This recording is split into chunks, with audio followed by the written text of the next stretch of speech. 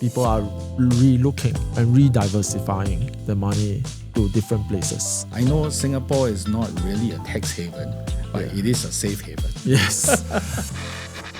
Hey, Nigel, one thing puzzles me. A war like the Iran-US conflict could affect the rest of the world. I mean, Definitely. I'm thinking about Singapore, Southeast Asia. How could a war happening in the Middle East impact us in no small way? Yeah, I think if we think about wars, right, the most recent one would be Russia and Ukraine conflict. And that conflict has actually some similarities. Okay. First, as Russia is one of a major oil exporter.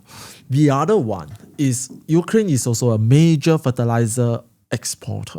I see. So in both cases, right, what we are seeing is quite similar, except that the amplitude may be different because Iran, and when they blockade the Straits of Hormuz, of course, the impact is even much wider. And what that means is that inflation will go up because transportation of goods become more expensive. That's almost certainly right. Yes. Yeah. So when cost of living goes up, governments usually will react, as we see in the Ukraine-Russia war. Central governments start to increase interest rates. So when they increase interest rates, of course, the cost of borrowing increases and everyone are impacted because of slower economic growth. Yeah, but that said, I feel that Singaporeans at large would look to the government to do something for them.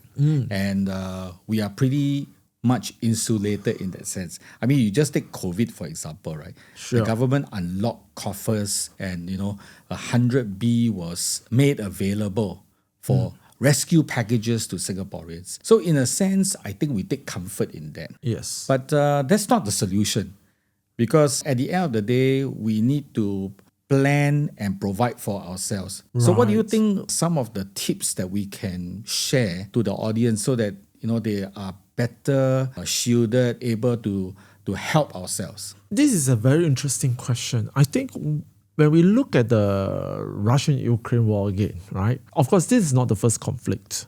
In the Middle East, the last conflict is, they're constantly having conflicts, right? But one of the most recent that come to mind that has a similar impact is the Iraq war. So I think one of the good things is the government has actually, over the years, understand how to react accordingly to boost the economy, Right. build diversity in terms of energy resources. So they have, like what you rightly pointed out. And of course, we can turn to solar energy. Yeah. And now nuclear energy is a very viable source too, right? They can do it in a very safe manner where the nuclear reactor will not have any leakage, etc. The technology has advanced a lot. But I think as a buyer or property seeker, one has to be aware of is that the market may be very volatile. That means you may see certain shifts. And we have seen it already in the equity markets, right? One day they say that let's open the straits. The other day they say let's block it again. And this kind of flip-flop of events, right, of course create a lot of upheaval and changes. Anxiety as well. Companies have problems when it comes to uncertainty. How are you going to plan about our next year budget? Should you go on an expansionary route or should you go, control your costs better? Most of the companies will take that route, control costs. And in other words, the economic growth will be impacted. So from a individual perspective, even though we know that the government will support us in certain ways, we still need to be very extremely prudent. I have a slightly different view. I think companies should go on business as usual. However, these companies should take cognizance that there is a war that is still center stage and be very prudent and calibrated in the use of resources. But I don't think they should start cutting back because that's precisely how it can impact the economy as a whole. Yes. But if everyone were to take prudent, measured, calibrated steps, right, I'm sure a lot more revenue can be generated. Actually, you're right, because what we have seen, in today's economy, right, during the Ukraine-Russian war, we actually see a lot of things happening. a lot of new innovations, a lot of new wealth being created. Right. It's actually an opportunity. Yes. Right? How do you look at things differently? So I think for companies, right, well, of course, it's a risk, but there's also an opportunity. And the opportunity could be a better use of AI, for example. I'm not saying this because it's the menu of the day, but also because with AI, workers can be more efficient.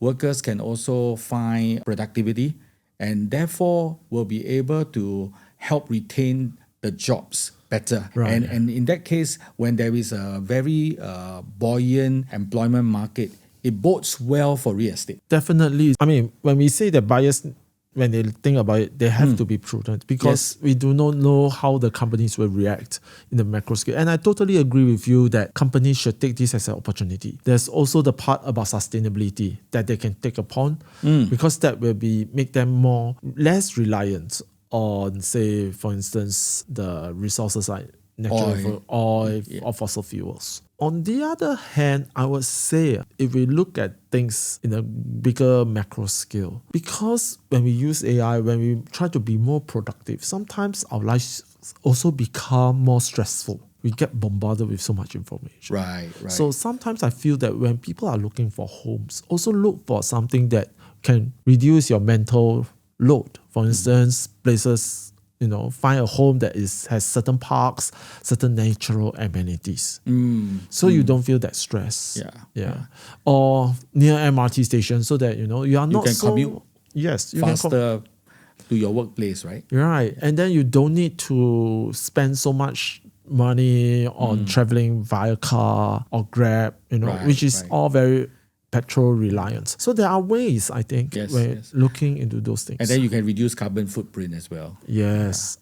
That is actually quite a brilliant suggestion for Singaporeans to take note, because very often the first thing that they will think of is inflation, my prices are going up, my loan could be impacted, and therefore, my interest rates are going to go up, and there's a lot more fear. And this fear not necessarily transform into positive energy and decision making for the individual, because you see, fear of what's coming may cause them to make a decision that is disaster. I mean, to buy when they don't have to, for example, and to enter into the market in a premature manner. Exactly. I think be it fear or exuberance, one has to be very careful, because whenever there's the emotion, you are not thinking rationally. For instance, when you go to a show flat, you may be motivated because of its location, everything. Right. But at the same time, right, you may have other feelings and emotions. And I think that buyers need to be very level-headed when it comes to buying home. And know that you are making an informed decision. Yeah. Right. Of course, in life, nothing is perfect. Yes. Right. There are times where, certain things happened, demographic changes happened, and you will have to make adjustments and pivots in life. That is the thing that I think where the slack is important. But at the same time, one has to also understand that is this an opportunity too? If I'm looking from an investor point of view, why we are seeing so much demand in housing still, one of the key things is a good preservation of value in terms of uncertainty. And if you look at the historical price movements, it has been very stable. It has been rising. So a lot of people take comfort into that. But again, people have to also be cognizant. Historical data sometimes doesn't mean that whatever happened in the history will occur the same way, because That's right. This war is also pretty interesting, and this is the first time we see such drastic actions being taken. The type of warfare is very different. Yeah, that's right. I mean, you were talking about preservation of value, and it triggers my thinking about how wealth from the Middle East, like Dubai, could be shifting into other parts of the world because of this war. What is your opinion about this? Of course, there are people who still believe in this Middle East. But we are also seeing, there's a lot of reports saying that the money is also, people are relooking and rediversifying the money to different places, to places like safe havens like Japan. Some also, one of the biggest recipients, you'll be surprised, is Thailand. Oh, yes, Thailand has its charm, and with its 10-year visa, it Yeah. can be very attractive. What about Singapore? I know Singapore is not really a tax haven, but it is a safe haven. Yes, it's indeed a safe haven. So I think one of the things that we see these days, we also see a lot of capital investments on big ticket items. Definitely people are like Singapore. Problem is the entry costs are very high for foreign buyers and for companies. Right. And the government did so, I think, is really to protect the locals, Sure. to make housing remain accessible and affordable. Because of our safe haven status and the kind of reputation that it has, people want to invest. So I think that's all this. That's why we have additional buyer stamp duties, Right. the TDSR, total debt service ratio in place. It's definitely appealing, right? And we can see people looking at things like shop houses, things like other type of properties where they don't incur that high ABSD. Yeah, the commercial property play here. Yes. So definitely, I think investors, developers, they will look at Singapore favorably, Right. because the demand is there. And it's stable. Yes. Yeah, it's politically sound. Not to forget is over time, I think talent will also come from Dubai back to Singapore. There's a time when we think about foreign talents, and there was a time where a lot of them are attracted to the Middle East. Yes. Yeah. Because of the kind of privileges, the kind of incentives they offer. So I think now the Southeast Asia, I won't say Singapore only, but Southeast Asia as a whole becomes very appealing. So definitely that will be something we will be looking at. In fact, we already see that, when I was in Johor Bahru, across the causeway, shopping and eating, you'll be surprised that the community has become more diverse. In the past, I only see Singaporeans. Now I see Koreans, Japanese, a much more diverse group of people. Yeah, you have Koreans as well, in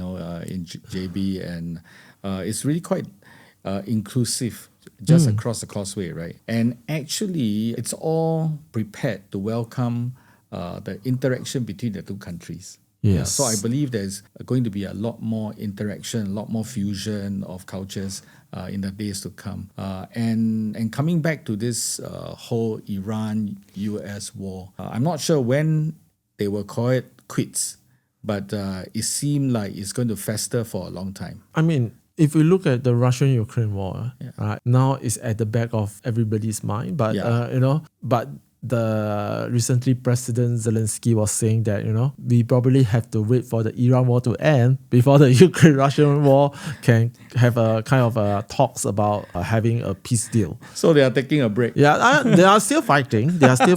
And the warfare evolves again. Right. And I think this is the part that is going to be very significant. I think that this war actually will bring ASEAN closer together.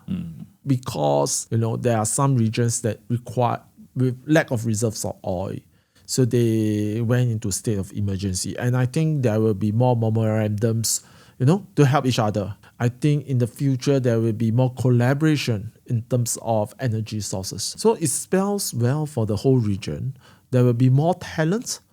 There will be less friction of more frictionless trade, I would say. And movement of goods and services. So I think this works well for everyone. Yeah. Again, when you were speaking, as I was listening it triggers in my mind how maybe Singapore could also now look at other trading partners, all right, to help Singaporeans. So, for example, Brunei, right, is one possibility. Yes. Because we have always had good relationships with Brunei, and Brunei is an oil-producing country as well. Yes. Yeah, that may help us actually cushion against oil prices that will be spiking sky high. Yeah, and we also have trade agreements with Australia. Yes. So that will provide us some renewable energy at the same time, ensure certain level of certainty in terms of refined oil. So I think there's a lot of things that is ongoing. But I think back to that question, what happens to the real estate market? Yes. historically, right, if we look at 2022, it's very interesting. The market never felt impacted at all. The market is just resilient. Yeah, very resilient. Now, of course, people will point to what about, the Iraq war, even earlier, 70s. This is the part that I will have to go and search in my phone book for my ex-chairman who have lived through that era. But the key thing is the economy has shifted very differently. Right. The type of technologies that we have now and then is very different. Of course, we are very reliant on petrol, but at the same time, we could still pivot away. So I think this is a very interesting part that eventually what's going to happen is our market is going to be super resilient, I feel. Yeah. I think fundamentally Singapore's market is sustainable. And because the government keeps a close tab, right, to ensure that it is stable, it's bearing fruit because, in times of crisis and upheavals, you find that Singapore is able to sail through, not without a challenge, but in safe zones, if you ask me. Yeah. I think that, we all learn our lessons. The whole region, the whole global economy, we all learn through our lessons that, when certain things happen, when there's a war, how are you going to react to it? When there's inflation, how you're going to react to it? Yes. I think they are very good in that. So I think in a way, you could see that even like Singapore, Malaysia markets, even like Vietnam, they are pretty resilient over time. So I think taking the war aside, definitely one has to be more prudent. But at the same time, I feel that everyone should not need to worry that much at this point. Sure. Yeah. So we're ending on a reassuring note. Property doctors on the Iran-US war. Yes.